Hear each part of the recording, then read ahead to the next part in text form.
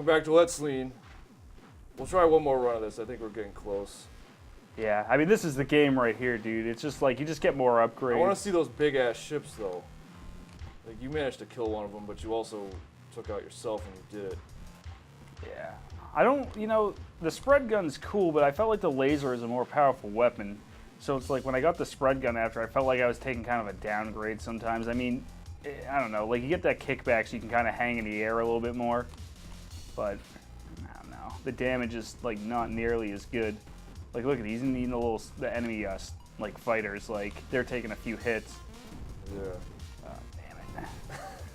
I hit the gas. Get that flying dryer, clothes dryer again, so you can at least take some more damage. You get an armor piece later that's, oh, nice, 80 enemies in total. You get a armor piece later where you can just ram dudes and not take any health damage. So yeah, I just, that's like, what you need. You just fly through, just, like, flying into boats, like, just destroying them. There we go. So many boats, though. The boats are such a pain. You gotta get that right angle. Oh, dude, now we're getting fighter jets here. Yeah, this is... Oh, God. You gotta get more ramming speed. There we go. There it is. Hell yeah. Alright. We'll go to the hangar. That's a body piece you gotta put... yeah, there you go. You get less health, but no impact damage, dude, so you can just... So what? It's gonna be Crashing Fiend. It's gonna be Launchpad McQuack over here.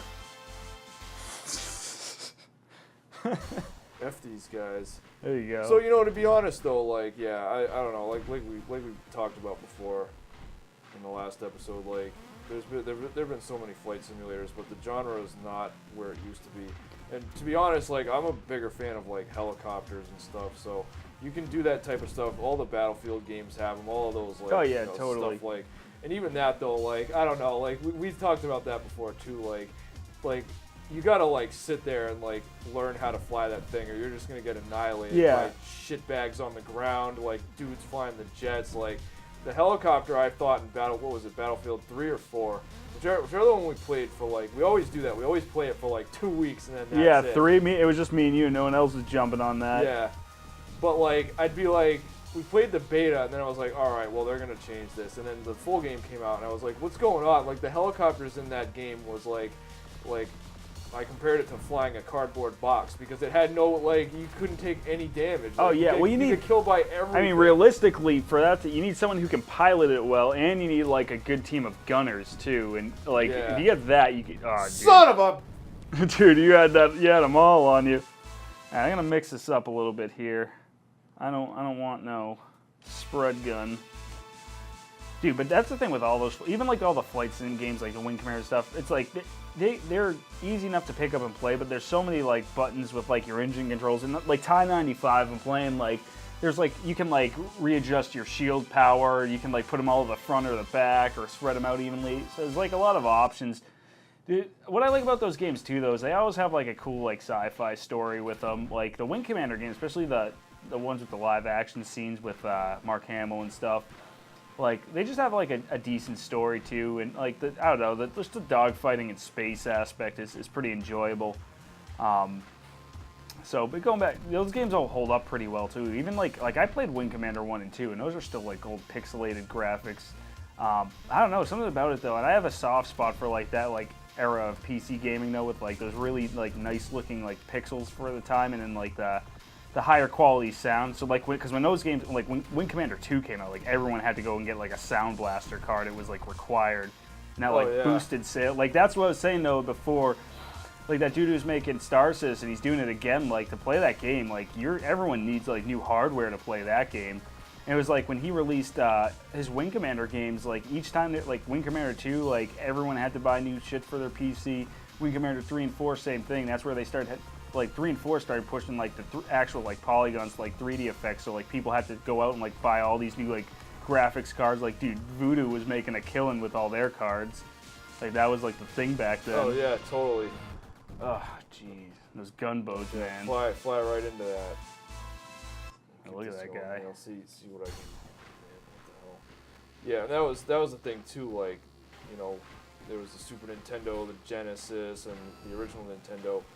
But the stuff they were doing on PC, it's still a little bit that way. Like the hardcore PC elitists are always going to say, nope, like forget consoles. There's no way they can match it. But I think it's less so today. Oh yeah, the gap. Versus back in the day, they'd have stuff like the Star Wars games, and like there's no way they were doing that shit on a console. No way. Oh yeah. Well, it's just like it's the same thing with like same thing how arcades were. Like there used to be like such a big gap. It's like you got the home version, but man, if you wanted that true experience, you were going down to the bowling alley, dude, Millis Bowl, plunking down some quarters, and you were just like, this is amazing. I'll never get something like this in my home. And now it's just like, and it, like, you know, there are definitely some like, you know, there are definitely games that come out every now and then. Damn, dude, you had a whole squad, man.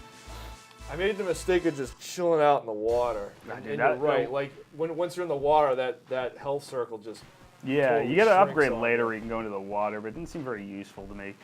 But like, dude, like even like every now and then I get like a Crisis that comes out like where it's just like, wow, like this is like above and beyond. But now like the new console generation came out, I don't think the gap's as big. And then yeah, even back then, like with what they were releasing, like some of those 3D games coming out, and like, you know, the biggest thing was like Donkey Kong Country, like, and then, you know, you had PlayStation, but even PC was like just above and beyond. Now, you know, it still is, but not as much. Like, but I don't know. I think there's room for everything. It just, you know, it depends on what type of game I want to play. But flight sims are definitely, you know, one of those genres that, you know, are big in PC. I think they could definitely make them big on consoles now, and I just want to see a return. You know, because I think there's a market. The market right now is just so saturated with just like FPS games where, you know, I feel like they can mix it up a little. And I feel like that could satisfy that type of crowd too, because, you know, you still get that first person's perspective. You're still shooting the shit out of everything. It's in a spaceship. I don't know. Yeah, definitely. The last one I played, I think we talked about this at some point, but dude, Project Sylpheed on friggin' 360. That one, like, I really liked that one. That one was friggin' great. It had the cheap kind of anime type, or like the story was a little bit weak, but like the whole thing is like it's just space combat. So like it was awesome. And then you would go through and get your upgrades and like change stuff. And yeah, dude, that game was friggin' crazy. It had awesome music.